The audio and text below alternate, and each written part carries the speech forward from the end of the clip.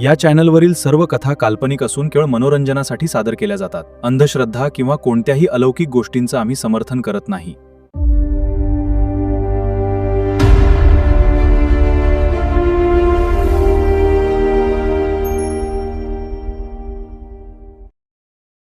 नमस्कार मित्रांनो, स्वागत आहे तुमचं आपल्या यूट्यूब चॅनलवर, ज्याचं नाव आहे डिव्हियन स्टोरी टेलर. आणि मी आहे आपलाच दीपक विनायक नानवटे. सादर करत आहे एक थरारक भयकथा. आणि या भयकथेचं नाव आहे अवगत.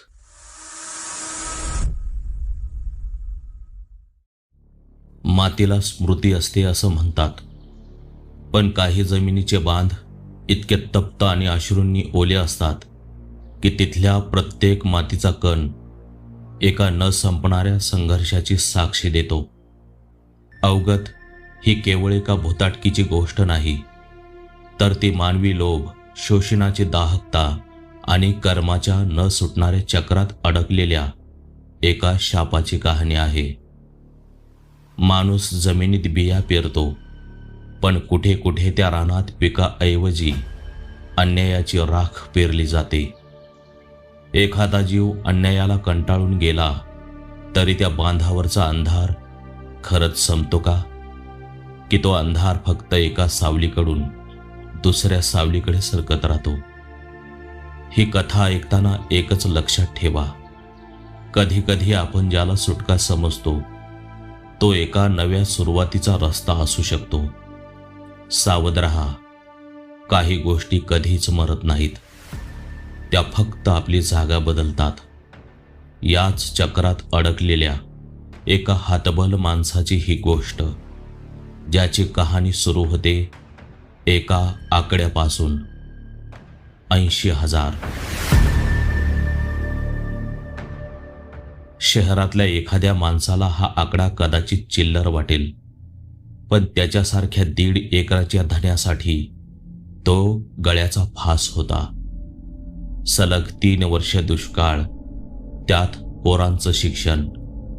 सावकाराच्या उंबऱ्याचे उंबरटे झिजवून त्याच्या चपला आणि अब्रू दोन्ही फाटल्या होत्या. कर्ज कसं फेडायचं या विवंचनेत रात्र रात्र झोप लागायची नाही. डोळ्यासमोर फक्त एकच मार्ग दिसायचा, जो त्याच्या आधी गावातल्या अनेक शेतकऱ्यांनी धरला होता. कुठल्या तरी झाडाची फांदी आणि एक भक्कम दोर. पण त्या दिवशी सावकाराचा निरोप आला.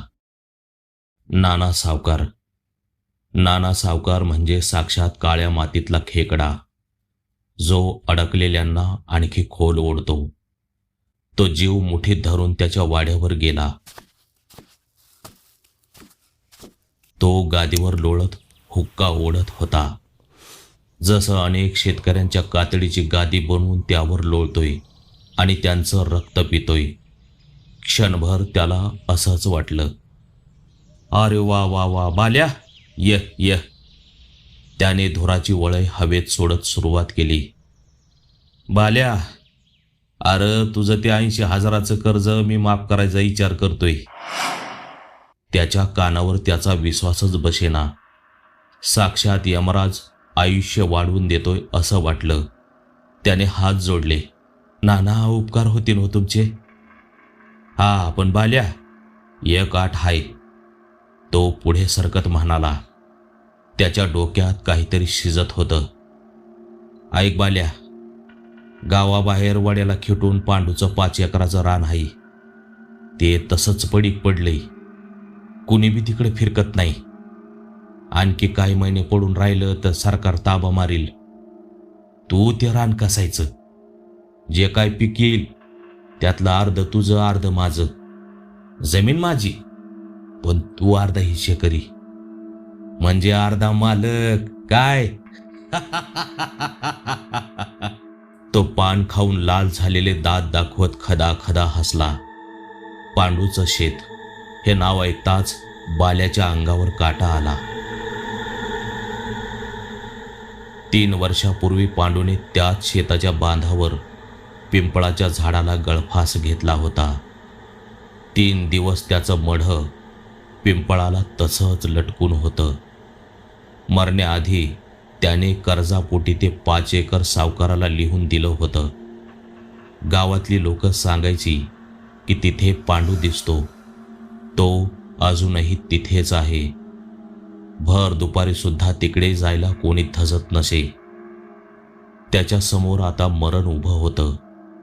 एकीकडे 80,000चा फास, तर दुसरीकडे पांडूचं भूत. त्याने फास नाकारला. हा सौदा त्याला बरा वाटला. पैसा न देता 5 एकर जमीन कसायला मिळत होती. तो होकार देऊन घरी आला. घरी आल्यावर गोदावरीला सगळं सांगितलं. त्याचं बोलणं ऐकून तिच्या चेहऱ्यावरची भीती त्याला स्पष्ट जाणवली. अहो, कशाला त्या सावकाराच्या नादी लागताय? ते रान कसायचं म्हणजे सिंहाच्या जबड्यात हात घालण्यासारखे. मी पाया पडते तुमच्या. ती जमीन कसायचं खूळ डोक्यातून काढून टाका. अगं, काय झालं एवढं? तुम्हाला माहिती नाही का? अख्खं गाव जाणते. पांडूनं त्याचा रानात जीव दिलाय. तिकडं पाखरू बी फिरकत नाही. ग बस. तो खेकसला. भोताटकी बिताटकी काय नसतं, आणि असलीच तर भूतापेक्षा सावकाराची भीती जास्त आहे मला. गोदावरीने त्याला खूप समजावलं, पण त्याने ऐकलं नाही. दुसऱ्या दिवशी सकाळी कुऱ्हाड कोयता घेऊन तो पांडूच्या शेतात पोहोचला. 5 एकर जमीन होती. वर्षानुवर्ष पडीक असल्यामुळे सगळीकडे रान माजलं होतं. सुरुवात कुठून करावी तेच कळत नव्हतं, पण पर्याय नव्हता. दिवसभर झाडं झुडपं तोडत राहिला. कापलेलं रान एका बाजूला जमा केलं आणि नंतर पेटवून दिलं. धूर कमी झाल्यावर शेताचा बराच भाग मोकळा दिसू लागला. दुपार टळून गेली होती. उन्ह कलायला लागली होती. दिवसभराच्या कामाने अंग अगदी थकवून गेलं होतं. बांधावरच्या एका बाभळीच्या झाडाखाली अंग टाकलं आणि क्षणात डोळा लागला. कसल्या तरी स्पर्शाने त्याला जाग आली. डोळे उघडले तर चेहऱ्याजवळ 2 पायाचे पंजे दिसले. तो दचकून उठला, पण समोर काहीच नव्हतं. घाबरून आजूबाजूला पाहिलं. शेताबद्दल उठलेल्या भीतीदायक अफवांमुळे कदाचित आपल्याला भास झाला, असे त्याने स्वतःला समजावले. अंधार पडायला सुरुवात झाली होती. तो उठला आणि घराची वाट धरली. थोडं पुढे गेल्यावर त्याचे पाय जागच्या जागी थांबले. काहीतरी लक्षात आलं. त्याने झटकन मागे वळून पाहिलं आणि त्याचे डोळे विस्फारले. कारण ज्या झाडाखाली तो झोपला होता ते झाड बाभळीचं होतं. पण जाग आली तेव्हा तो पिंपळाच्या झाडाखाली होता. त्याने औंढा गिळला. बापरे. अंधोक प्रकाशात ते पिंपळाचं झाड जणू त्याच्याकडे पाहून खदा खदा हसत होतं. क्षणभर त्याला असाच भास झाला.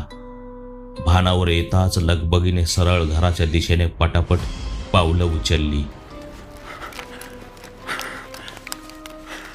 तो अस्वस्थ होता, पण बायकोने काही विचारलं नाही.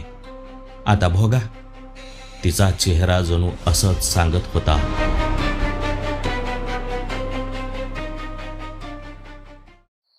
रात्रीचे जेवण उरकताच त्याने अंग टाकलं, पण झोप काही लागेना. दुपारचं ते दृश्य डोळ्यासमोर येत होतं. सतत मनात विचार येत होता. त्या जागेत पाय ठेवून मी चूक तर नाही केली? पण त्याच्याकडे दुसरा पर्याय तरी कुठे होता? कर्जाची कुऱ्हाड हजारो जखमा करत होती. त्यापेक्षा जे असेल त्याचा सामना करायचा. विचार करता करता कधी डोळा लागला कळलंच नाही. सकाळी उठून आवराआवर केली. बैलगाडी जुंपली. नांगर गाडीत ठेवला आणि पुन्हा त्या रानात पोहोचला. शेताच्या बांधावर पाय ठेवताच अंगावर शिरशिरे आली. क्षणभर तिथेच थांबला. मग स्वतःला सावरलं आणि नांगराला बैल जुंपले. दुपार टळत आली होती. पोटात भुकेचा आगडोंब उसळला होता. पण बायको काही भाकरी घेऊन रानात आली नाही. त्याला प्रचंड चीड आली, पण स्वतःला सावरलं आणि तसाच नांगर हाकत राहिला. अनेक वर्ष पडीक असूनही जमीन म्हणावी तशी कडक नव्हती. ते झाड ज्या बांधाच्या कडेला होतं त्या कडेची थोडीशी जागा आता बाकी होती. अचानक नांगराचा फाळ कशात तरी अडकला. बैलांना हिसका बसला, पण नांगर पुढे सरकेना. एखादे मुळखांड अडकले की काय म्हणून तो वैतागून खाली वाकला. नांगर बाजूला केला. नांगराच्या वाटेत आलेला तो अडथळा दूर करण्यासाठी त्याने माती उकरली, तर खाली एक काळ्या कपड्याने तोंड बांधलेले मडके दिसले. क्षणभर वाटलं आपल्या हाती एखादा खजानाच लागला. त्याने अतिशय आनंदाने जोर लावून ते मडकं बाहेर काढलं. कुतूहलापोटी त्याने तो कपडा सोडला. आतून एकदम सडका वास आला. त्याला तर ओकारीच आली. त्याने आत पाहिलं आणि त्याच्या काळजाचा ठोका चुकला. आत माती, काही जुनी काळी पडलेली हाडं आणि एक लाल रंगाचा तुटका फाटका गमछा होता. त्याचे हात थरथरायला लागले. त्याला आठवलं, पांडूच्या गळ्यातही असाच गमछा असायचा. फास घेतानाही तो गमछा त्याने गळ्याभोवती गुंडाळला होता. त्याच्या भीतीने परिसीमा गाठली होती. कडाक्याच्या थंडीत माणसाची जी अवस्था होते अगदी तसंच त्याचं झालं होतं. छातीचे ठोके हातोड्याने घाव घातल्यासारखे पडत होते. तसंच ते मडकं त्याने उचललं आणि ओढ्या काठी नेऊन ठेवलं. परत आला. घाईघाईने बैल सोडले आणि थेट घर गाठलं. त्यानंतर त्याने काही दिवस शेताकडे फक्त चकरा मारल्या. लांबूनच पाहायचा आणि निघून यायचा. लोक त्याला बोलायचं सोडा, त्याच्या आसपासही फिरकत नव्हते. त्याची बायकोही त्याला जवळ येऊ देत नव्हती. लेकरांनाही लांब ठेवायची. जणू तोच भूत होता. त्याला तिचा राग यायचा. कोणासाठी करत होता तो? संसारासाठीच ना.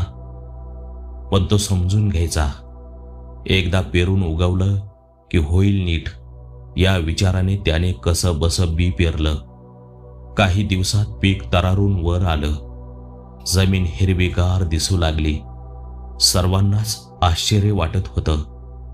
सावकार अधूनमधून कधीतरी रस्त्यात भेटायचा, चौकशी करायचा, पण तो एकदाही तिकडे फिरकला नव्हता. आता तो सर्वात महत्त्वाच्या टप्प्यावर येऊन पोहोचला होता. ते म्हणजे पिकाला पाणी देणं. वीज रात्रीची असायची. त्याच्याकडे पर्याय नव्हता. वाटलं इतके दिवस काहीच घडलं नाही. मडकं काढून टाकलंय. पीकही चांगलं आलंय. मग कशाला घाबरायचं? एका रात्री मनाचा हिया करून तो निघाला. बायको समजावत होती, पण त्याने काही ऐकलं नाही. खोरं खांद्यावर टाकून रानात पोहोचला. मोटार चालू केली. मनात थोडी भीती होती. आजूबाजूच्या शेतातूनही काही बॅटऱ्यांचे उजेड त्याला दिसत होते. तीच सोबत म्हणून तो दारी धरू लागला. सभोवताली मिट्ट काळोख पसरलेला. फक्त मंद वाऱ्याचा आणि पाण्याचा खळखळ आवाज येत होता. मध्यरात्र उलटून गेली असेल. तो पिंपळाच्या बांधाकडच्या वाफ्याला पाणी लावत होता आणि अचानक पाण्याचा प्रवाह थांबला. पाणी पुढेच सरकेना. त्याने माती ओढून पाहिली, तरीही तेच. त्याला कमाल वाटली. त्याने पाईपाकडे पाहिलं, तर पाणी बंद झालेलं दिसलं. त्याने स्टार्टर बॉक्सकडे नजर फिरवली, बल्ब जळत होता. मोटार चालू असल्याचा आवाज येत होता. तरीही तो विहिरीकडे गेला. बॅटरी चमकावून विहिरीत डोकावून पाहिलं. पाणी भरपूर होतं. मग पाणी का येत नाही? त्याचं डोकं चक्रावलं. तो पुन्हा त्या वाफ्याकडे गेला. मग त्याच्या लक्षात आलं, ज्या वाफ्याचं पाणी बंद झालं होतं तो तोच वाफा होता जिथे ते मडकं पुरलेलं होतं. त्याच वाफ्याला पाणी पोहोचत नव्हतं. त्याने परत जाऊन मोटार बंद करून पुन्हा चालू केली. पाणी सुरू झालं. पण जसं ते पाणी त्या वाफ्याकडे वळलं तसं पुन्हा पाईप एकदम बंद पडला. भीतीने पोटात गोळा आला. त्याने थरथरत्या हाताने त्या वाफ्याचं तोंड बंद केलं आणि दुसऱ्या वाफ्याकडे पाणी वळवलं. तसं पाणी पुन्हा जोरात वाहू लागलं. त्याच्या अंगावरून सरसरून काटा आला. पण तरीही त्याने स्वतःला सावरलं. तो एक शेतकरी होता. त्याला भिवून चालणार नव्हतं. तो सावकार नागासारखा त्याच्या कुंडलीत बसकन मांडून बसला होता. गेल्या 5 वर्षात बायकोसाठी दागिना सोडाच हो, पण साधी एक साडी घेऊ शकला नव्हता. सोन्यासारखी लेकरं, त्यांच्या पायात तुटक्या चपला बघून त्याचं काळीज तुटायचं. पण भीत्या पाठी ब्रह्मराक्षस म्हणतात तशी त्याची अवस्था झाली होती. मध्यरात्र उलटून गेली होती. वातावरण कुंद झालं होतं. इतक्यात त्या गुडूप अंधारात त्याला कसली तरी चाहूल लागली. पिंपळाच्या पानांचा विचित्र आवाज येत होता. गळ्यात काही अडकल्यावर माणूस जसा तडफडतो तसंच काहीतरी तडफडल्यासारखा आवाज येऊ लागला. पण त्या मिट्ट काळोखात काहीच स्पष्ट दिसत नव्हतं. त्याच्या मनात संशयाची पाल चुकचुकली. त्याने झाडाकडे बॅटरी फिरवली आणि त्याचा प्राण कंठाशी आला. हातपाय गार पडले. बॅटरीच्या प्रकाशात त्याला तिथे हवेत लटकलेले 2 पाय दिसले. त्याची बोबडीच वळली. त्याने हळूहळू बॅटरीचा उजेड वरच्या दिशेला सरकावला. पाय, पोट, छाती, खांदे आणि मग बॅटरीचा प्रकाश थेट त्या चेहऱ्यावर पडला. तो चेहरा पांडूचा होता.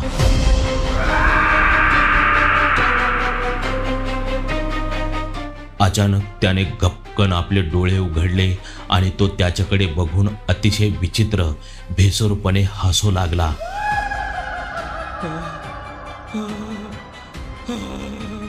तो किंचाळणारच होता, पण त्या क्षणी झपकन एक थंडगार वारा त्याच्या कानात शिरला. जणू कुणीतरी अगदी त्याच्या कानाजवळ येऊन जोरात हुंकार मारली होती. तो दचकून भानावर आला. घामेजलेल्या अवस्थेत त्याने पुन्हा बॅटरी झाडाकडे चमकावली. तिथे कोणीच नव्हतं. फक्त पिंपळाची सळसळती पानं. हा निव्वळ फास होता असं स्वतःला समजावत तो थोडा सावरत होता. काय होतं काय माहित. त्याचा श्वास अजूनही फुललेलाच होता. तेवढ्यात एका भयानक आवाजानं ती शांतता पुन्हा भंग पावली.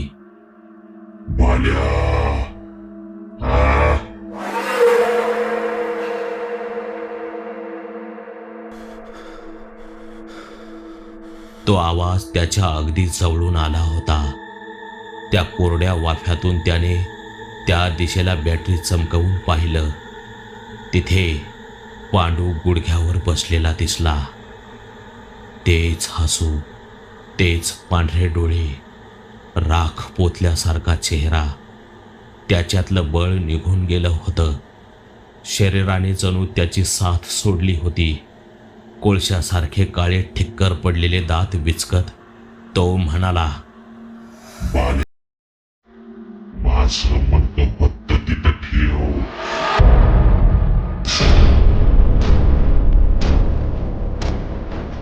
आवाज एकाच वेळी 10-12 जण एकत्र ओरडत असल्यासारखा अमानुष आणि भयंकर होता. देवाचं नाव घेत बळी एकवटलं आणि तो जीवाच्या आकांताने मागे न बघता थेट घराच्या दिशेने धावत सुटला.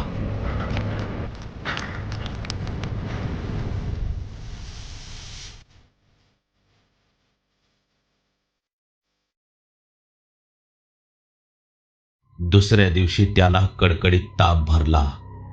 गोदाने सावकाराला शिव्या देत गावभर बोभाटा केला. शेवटी दुपारच्या वेळी गावातली लक्ष्मी अक्का घरी आली. अक्का जुनी जाणती, जादूटोना भुताटकी यातलं तिला सगळं कळायचं. तिने त्याच्या डोक्यावरून हात फिरवला. काय पाहिलं सर पोरा? तिने शांतपणे विचारलं. त्याने तिला मडकं, हाडं आणि रात्री पाणी धरतानाचा तो भयंकर प्रसंग जशाचा तसा सांगितला. अक्काने एक दीर्घ सुस्कारा सोडला आणि पदरा आडून तंबाखूची मशेरी ओठावर घासत म्हणाली, बाल्या, मोठा धीराचा गडी हायस तू. फळक्यात वाचलास. तुला जे दिसलं त्याला अवगत म्हणतेत. त्याला ते नाव ऐकून थोडं विचित्र वाटलं. अवगत म्हणजे काय गा का? त्यो बी भूत येवनीचाच एक प्रकार हाय. बाल्या, पांडूचा जीव अडकलाय तिथं आणि तू त्याची जागा उकरून त्याचं मडकं बाहेर काढलंस होय र राताळ्या. गोदे, तू का ग नाही सांगितलं याला समजावून? अक्का गोदाला खेकसत म्हणाली. गोदा काहीच बोलली नाही. बाल्या, त्याचं मडकं उकरून तू चांगलं नाही केलं. तेव्हा आता सहजासहजी जाणार नाही. पण अक्का, त्याने तर स्वतःची जमीन सावकाराच्या नावावर केली होती ना, कर्ज फिटत नाही म्हणून? त्याने विचारलं. अक्काने एक विखारी हसू हसलं. अरे खुळ्या, तुला काय वाटतं? पांडूनं ते कर्ज फेडलं नव्हतं? अरे पांडूनं बायकोचे दागिने विकून नाना सावकाराच्या तोंडावर पैसे फेकले होते. पण तो सावकार हरामखोर. त्याने पैसे तर घेतले, पण जमिनीचा कागद काय परत दिला नाही. वरून पंचायतीत पांडूला कर्ज बुडूया म्हणून बदनाम केलं. पांडू लई स्वाभिमानी माणूस. ज्या जमिनीवर त्यानं रक्त आटवलं त्या जमिनीवर सावकाराने खोट्या कागदावरून कब्जा मिळवला. त्याच दुखात पांडूने त्या पिंपळाला गळपाच घेतला र. बाल्याच्या पायाखालची जमीन सरकली. सावकाराचा खरा चेहरा आता त्याच्या समोर उघडा पडला होता. त्योच पांडा आता अवगत झालाय. त्याचा हिशोब बाकी राहिलाय. जोपर्यंत त्याला न्याय मिळत नाही तोपर्यंत त्यो कोणालाच त्या जमिनीत टिकू देणार नाही. अक्का म्हणाली. अक्का, पर माझा काय दोष यात? मला वाचवतो यातनं. तो हात जोडत म्हणाला, एकच उपाय आहे. ज्याने पांडाला फसवलं त्याला त्याच बांधावर, त्याच पिंपळाखाली आणायचं.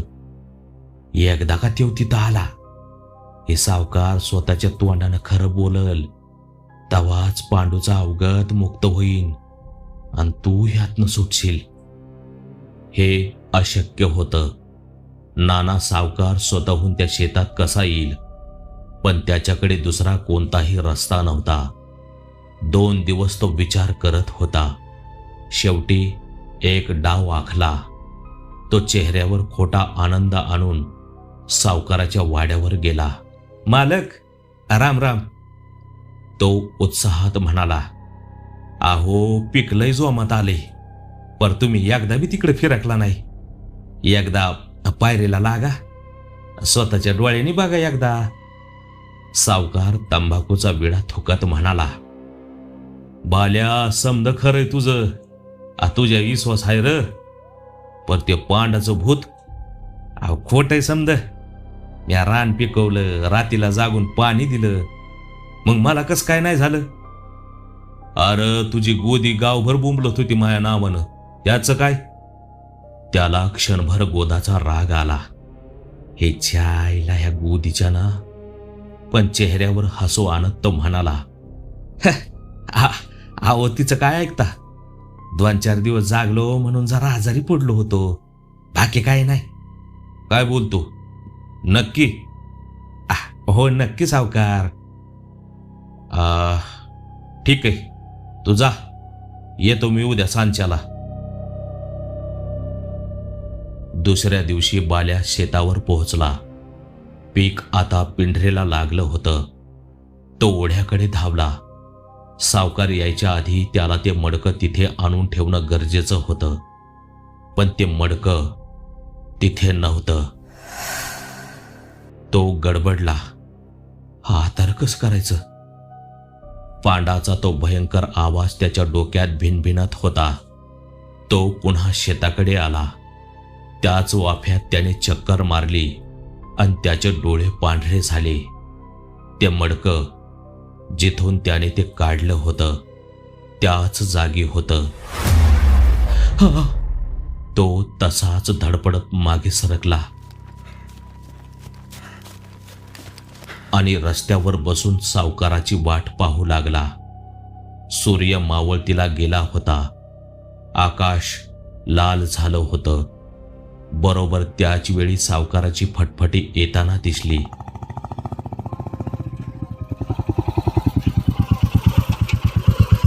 त्याला हायसं वाटलं. गाडी तिथेच लावून ते शेताकडे निघाले. सावकार जरा दबकतच सावध पावलं टाकत होता.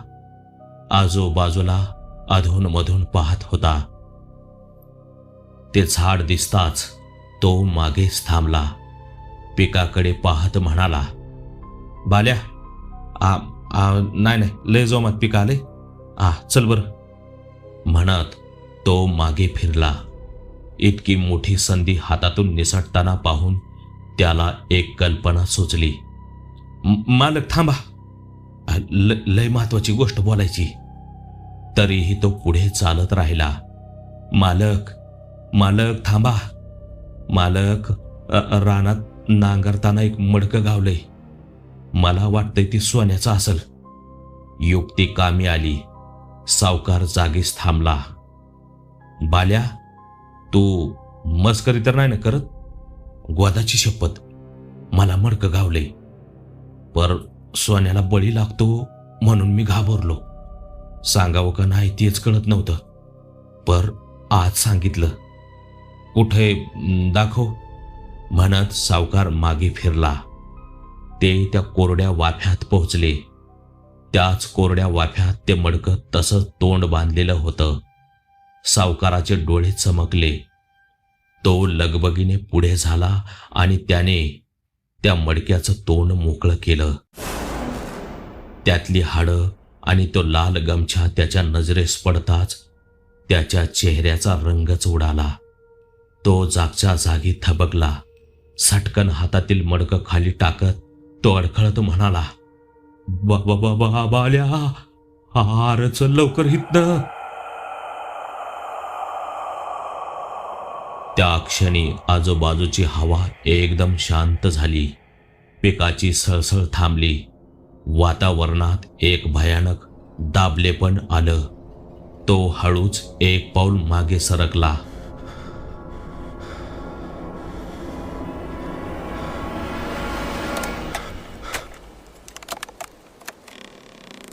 अचानक वारा नसताना पिंपळाची एक मोठी फांदी करकर आवाज करत हलली. सावकारासहित बाल्यानेही वर पाहिलं. फांदीला एक जुना कुजलेला दोर लटकत होता आणि तो आपोआप गोल फिरत होता. सावकार मागे सरकू लागला. बाल्या चल हितनं. त्याच्या आवाजातली एरवी दिसणारी ती मस्ती गायब झाली होती. तेवढ्यात झाडाच्या बुंध्या मागून एक काळी सावली बाहेर आली. तशीच मान कललेली, गळ्यात लाल गमछा. पांडू. सावकाराच्या घशातून एक विचित्र चित्कार बाहेर पडला. ती सावली सावकाराच्या दिशेने सरकू लागली. हवेत तोच जड आवाज घुमला.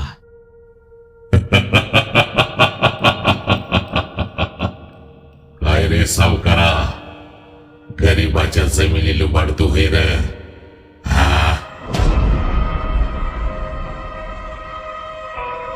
सावकार जमिनीवर कोसळला. तो दोन्ही हात जोडून थरथर कापत ओरडू लागला.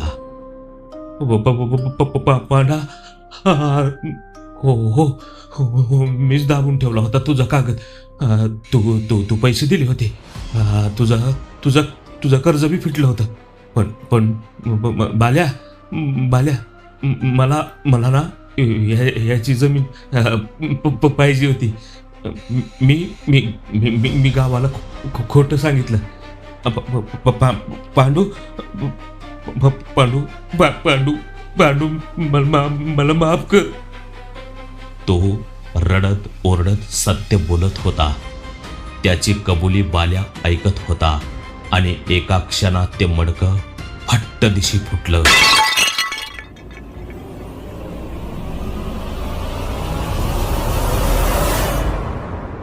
त्यातून एक काळी सावली बाहेर पडली आणि सावकाराच्या नाकात घुसली.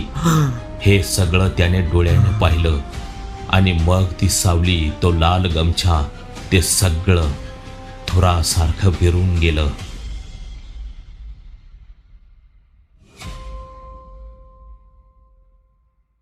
पांडूचा अवगत मुक्त झाला होता. सावकार जमिनीवर बेशुद्ध पडला होता. बाल्या तसाच गावात गेला आणि लोकांना बोलावून आणलं. लोकांनी त्याला उचलून वाड्यावर नेलं. बाल्याला वाटलं सगळं संपलं, पण खरं भयंकर पर्व तर आता सुरू झालं होतं. त्या दिवशी सावकार मेला नाही, पण त्याचं डोकं फिरलं. तो वेडा झाला होता. दुसऱ्या दिवसापासून त्याची अवस्था बघवत नव्हती. तो अंगावरचे कपडे फाडून गावात फिरायचा. कधी लहान पोरासारखा उड्या मारत चालायचा, तर कधी कुत्र्यासारखा जमिनीवर बसून माती खायचा. पांड्या पांड्या पांड्या पांड्या पांड्या करत गावातून धावायचा. गल्ली बोळातून उड्या मारत भटकायचा. त्याची ती अवस्था पाहून गावातल्या कुणालाही त्याची कीव येत नव्हती. उलट लोक त्याच्यापासून दूर पळायचे. कित्येक दिवस हे असंच चाललं होतं. नाना सावकाराची दहशत एका वेड्या चेष्टेत बदलली होती. आणि मग एक दिवस सकाळी गावात एकच गोंधळ उडाला. त्याच पिंपळाच्या झाडाला, अगदी त्याच फांदीला नाना सावकार लटकलेला होता. त्याची मान एका बाजूला अनैसर्गिकरित्या कललेली होती.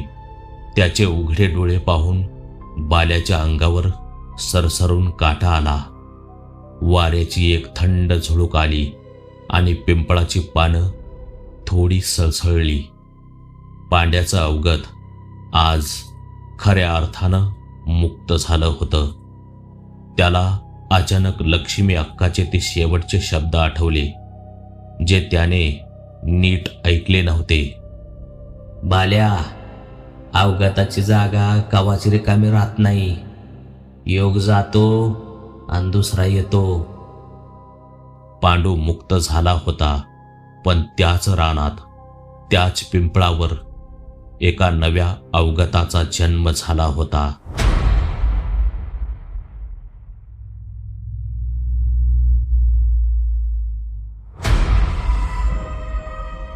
समाप्त. तर मित्रांनो, मी लिहिलेली अवगत ही कथा आत्ताच आपण ऐकलीत. तुम्हाला ही कथा कशी वाटली हे मला कमेंट करून नक्की सांगा. कथा आवडली तर कथेला एक लाईक नक्की करा. व्हिडिओला हाईप करा आणि जास्तीत जास्त मित्रांसोबत शेअर करा. चॅनलवर पहिल्यांदाच आलेले असाल तर लगेच चॅनलला सबस्क्राईब करून घ्या. सोबतच बेल आयकॉनचं बटनही दाबा, म्हणजे पुढे कथा अपलोड होताच सर्वात आधी तुम्हाला नोटिफिकेशन मिळून जाईल. मी पुन्हा परत येईन एका नव्या भयकथेचा थरार घेऊन. तोपर्यंत आपली काळजी घ्या. जय हिंद, जय महाराष्ट्र.